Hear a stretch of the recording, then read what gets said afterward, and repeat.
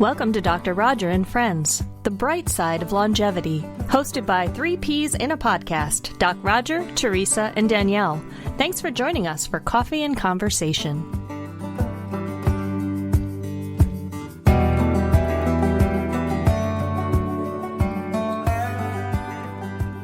Well, welcome everybody. Teresa has the day off, but we are so excited to be joined by a guest co-host, Lu Cavallaro, and we're particularly interested in talking to Lu today because we read a recent study and it was citing some research that said that older adults were coping with this pandemic better than any other generation. So the Generation Z, Generation Xers were reported not doing well. In fact, 24% said that they were not coping well. So it's interesting for us. I just turned 48 myself, and Lu very proudly told me earlier she is 86. So we want to, and you're right down the middle, Roger, right? So we thought we could share, shed some light on some coping tools, maybe share some stories. So Lu, thank you so much for being here. Please introduce yourself to everyone. Hi, everybody. I'm Lu Cavallaro. I'm the happy wife of Dr. Carl Cavallaro, who was, we've known each other since we were 16 and had 63 years of wonderful marriage, and I'm afraid I lost him 2 years ago. And I have 4 children. We had a 2.5-year-old when he first went into the Army after dental school. And every January, we were blessed with a child. So we went over with 1 and came back with 4. So I am a resilient wife, I'll tell you. We have been through it, good and bad. And I agree totally that I think my generation is very resilient. And I can give you a little kind of an example because we have wonderful grandchildren. And we went over to the Netherlands to visit our 27-year-old grandson and his wife who were stationed there or assigned there with Abbott Pharmaceutical on March 5th. And we came back, luckily, March 16th, just as COVID hit Europe. And we closed down Barcelona, Spain, literally. So I spent the first 4 months of COVID in Westerville, Ohio. And I got to observe my grandchildren who are 21 and 24 and all their friends. I got to observe my 56-year-old daughter, her husband, and their friends, and watched how we all coped. And I really do think I coped better than anybody because I had nothing to do. I just sat back and watched everybody, and handling everything. And they gave me the whole basement of their home. So I had my own bedroom, my own living room, my own bathroom, everything. And it was a great experience. I'll lay you odds that it's much more than you didn't have anything to do that makes you, as ICAA described, much more resilient. I'll bet the experiences of your young life as well as your adult life, I know depression, World War II, certainly I know personally what a career in the military is like, especially when you run around the world. It's not just staying in U.S. urban cities, but it's in foreign countries. And I know what that's about. So could you give us some sort of sense as to what you think those sort of things played as in this resilience that you're showing? Yes. When we were in Germany, I had some really frustrating experiences trying to get through all of, number one, housing, trying to find a suitable place for our children. And then when they had to renovate all the housing quarters, I had to learn how to be firm with the general as a young captain's wife and telling him you are not going to move families from one place to another. And I could speak up because the line officers probably wouldn't have made it beyond lieutenant or captain if they spoke up.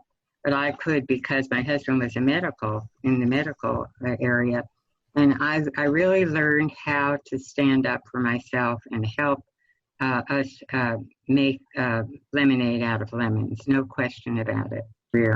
And I wound up being Military Wife of the Year.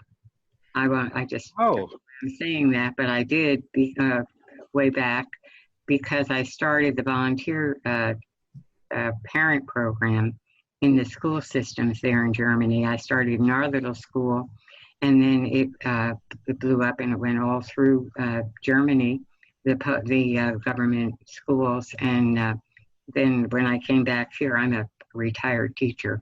And when I came back here, I volunteered, and then I went on to teach and got my master's when we got back in special and learning disabilities. So I ran at all. Well, as a career military guy with a wife who was with me most of the time, sometimes we were separated. Yeah, I know what that means. So congratulations. That tells us a lot, explains a lot about you, actually.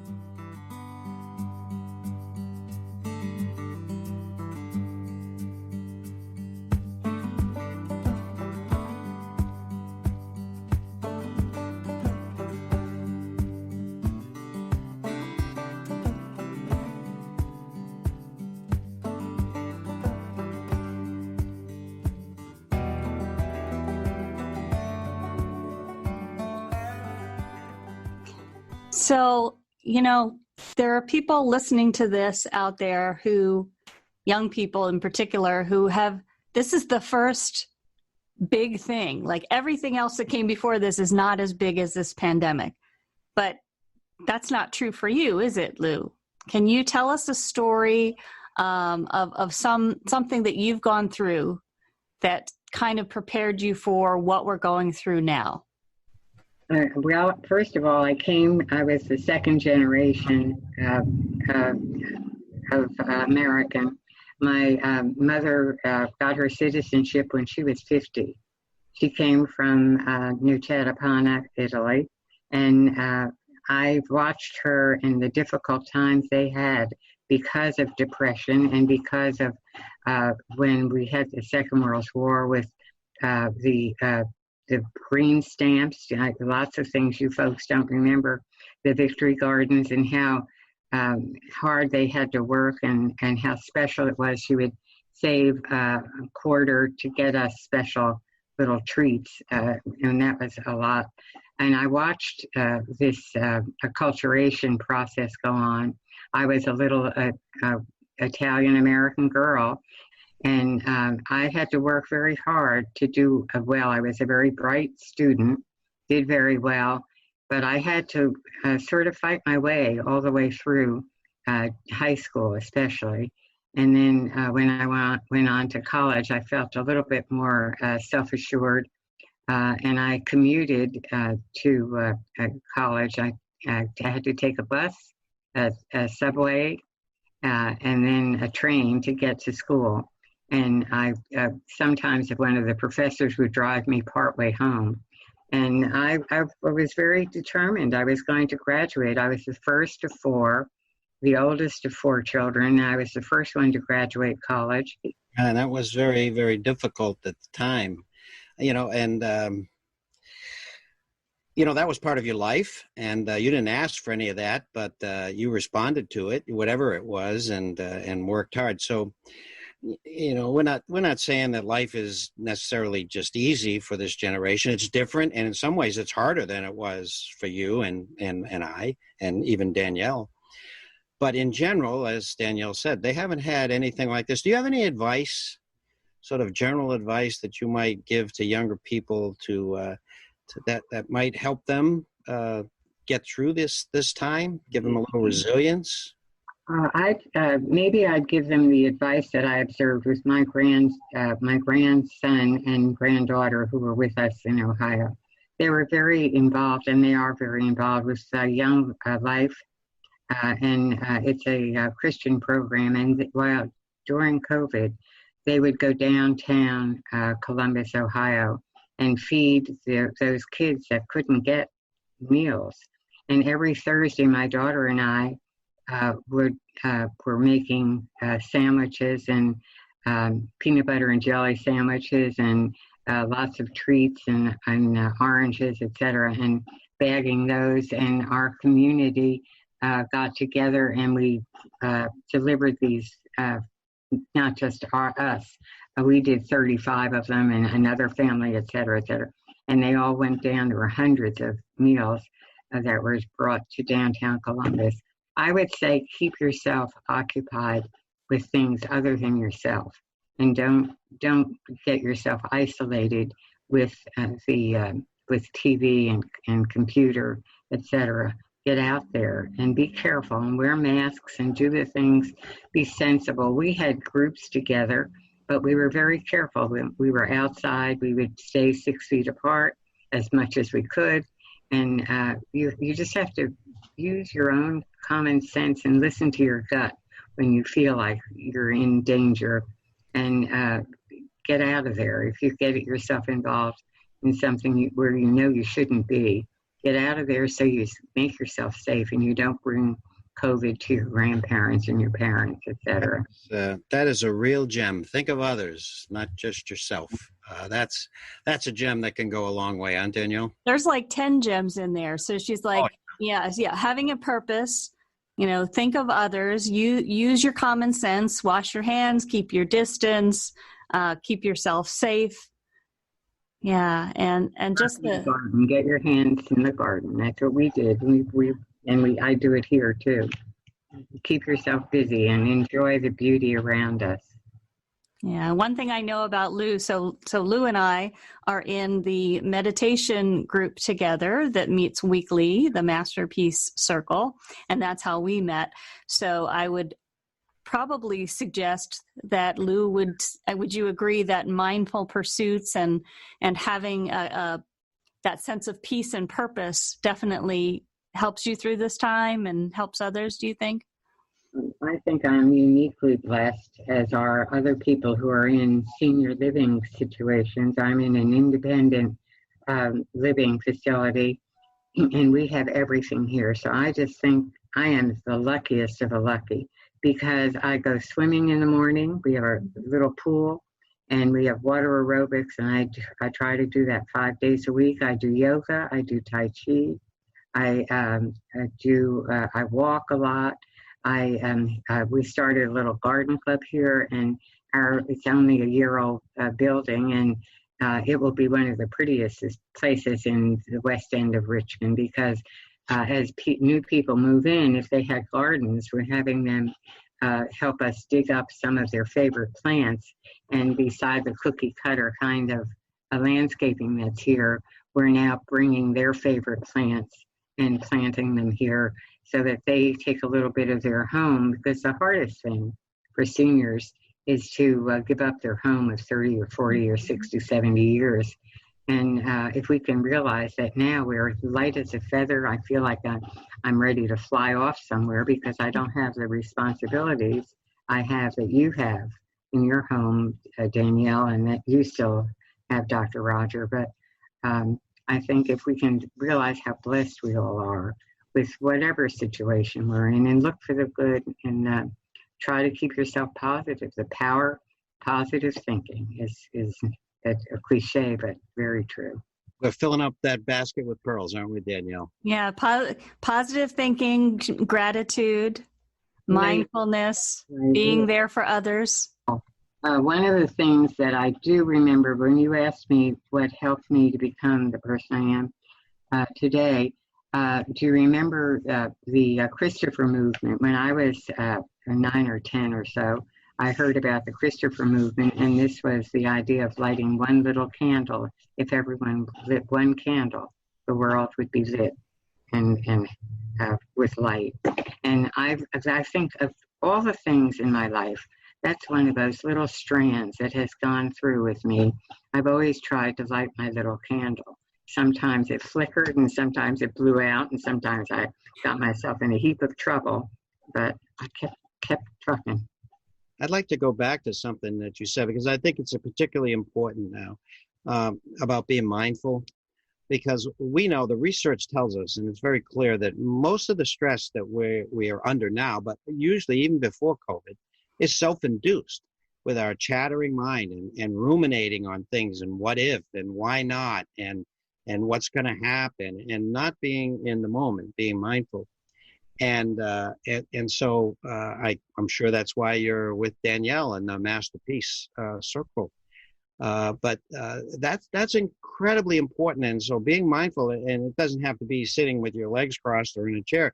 You can be in the garden or be in walking or listening to a piece of music or being with a grandchild. Those, as long as you're there and not somewhere else.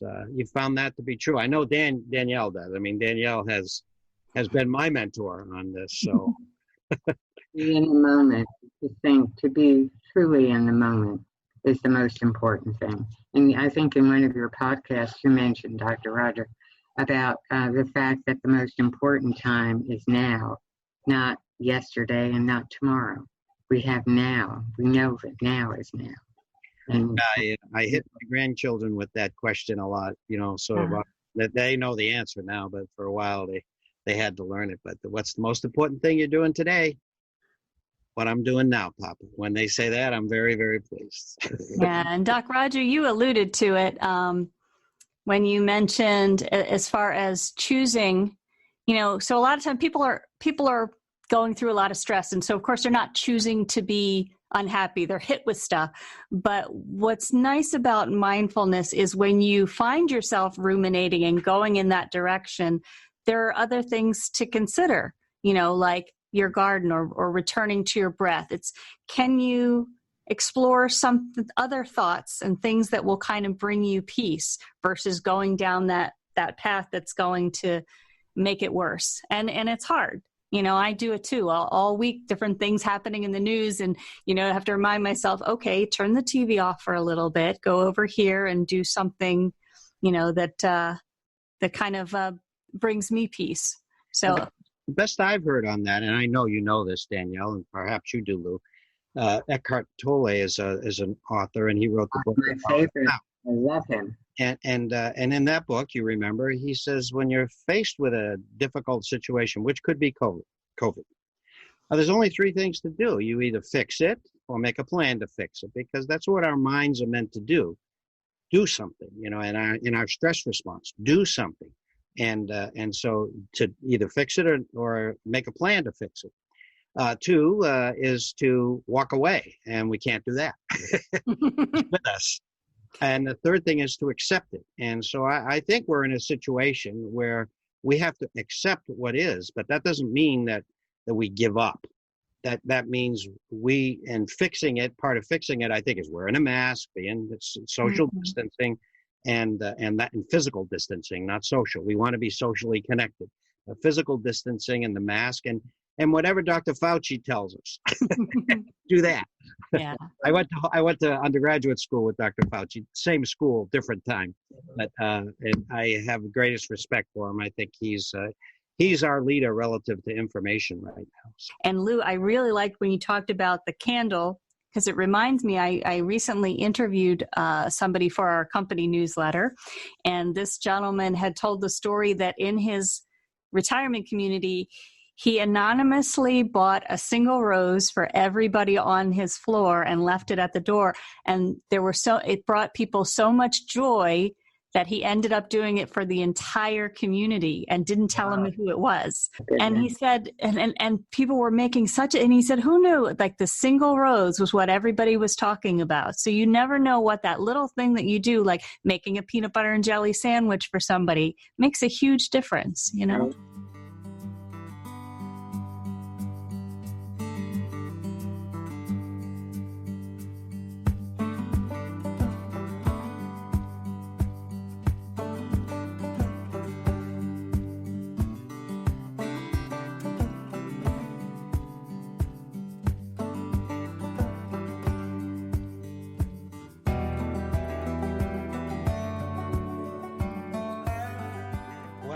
You've given us some great things. You have anything, Danielle? You have another question, or do you have anything to close with? I was hoping to hear a couple of your gem stories. I think that one that is particularly good has to do with my wife, who was an Air Force wife. We were in 23 years together in the military, and now 51 together, married. But just denting what you did there. And this was this has to do with the way she directed me. I worked on base, and we lived off base in Germany, in a small farming town of Wismensdorf, and up near the Luxembourg border. And so I worked all day, really busy, and then I drove home at night, and I walked in the door, and I immediately knew that something was wrong because of the way she was looking at me. And she said, "Where is Jennifer, our daughter?" I was supposed to pick her up at Brownies.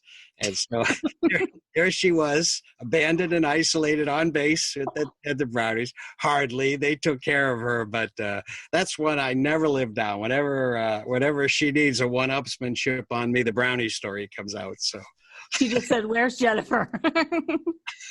I do have a story. We were talking earlier, Danielle, about my experiences getting to Germany. I'll tell you the real story. I was teaching. My mother would take care of Chip, who was 2.5, 4 days a week, and my mother-in-law 1 day a week. They were best friends, and that was taken care of. But every Friday, Carl was sent to Germany, and we were told there was no government housing for us.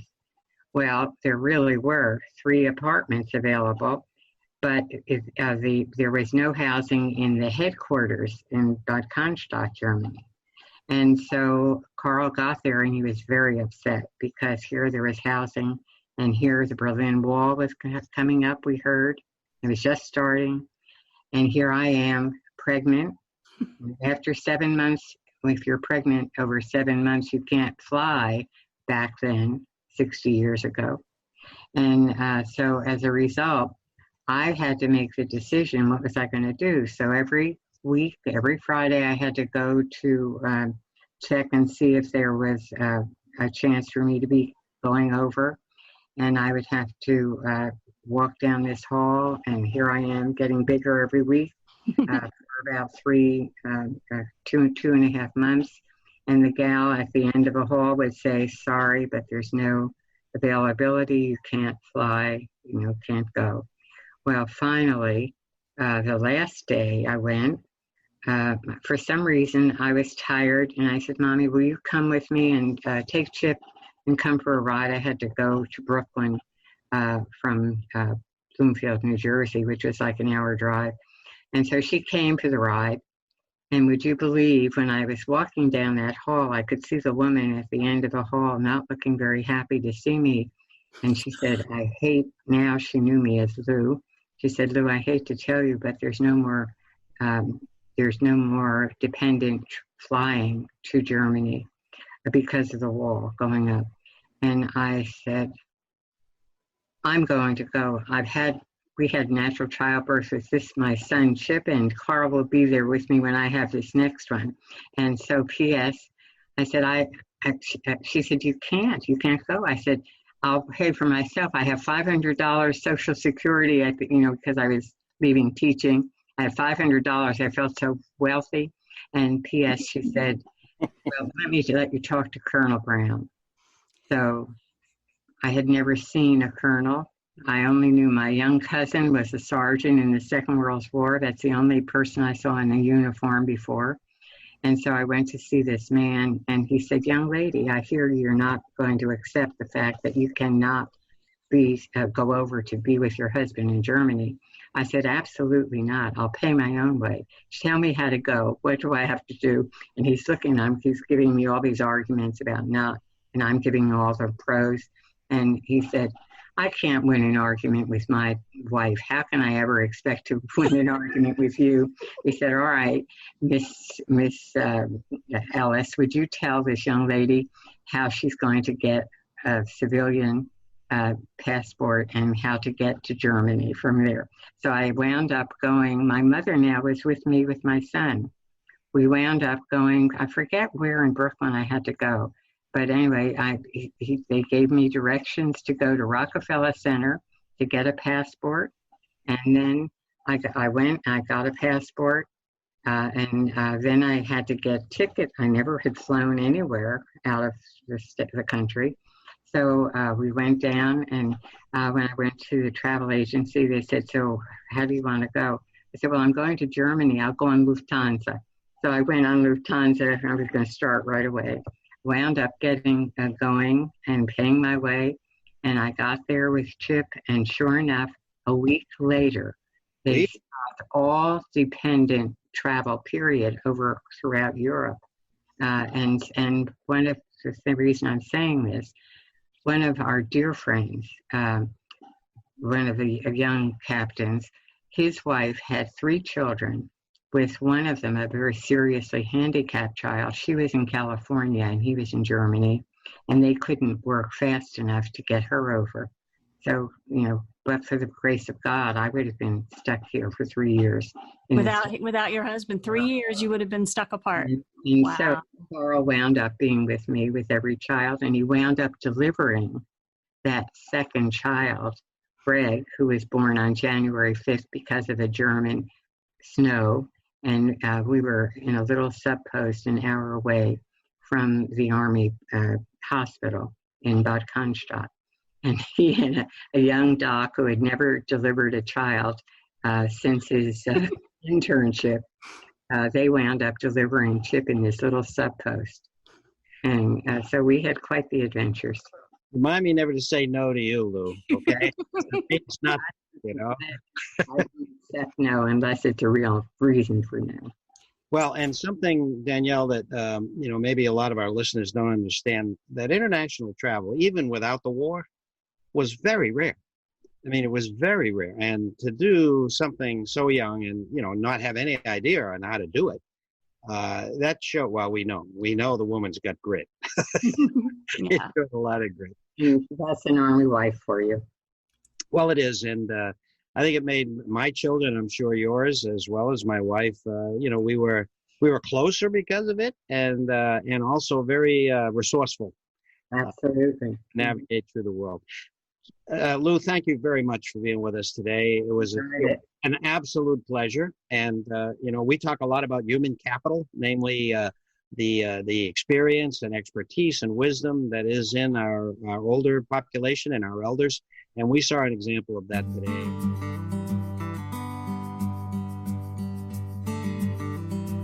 You've been listening to Dr. Roger and Friends, The Bright Side of Longevity.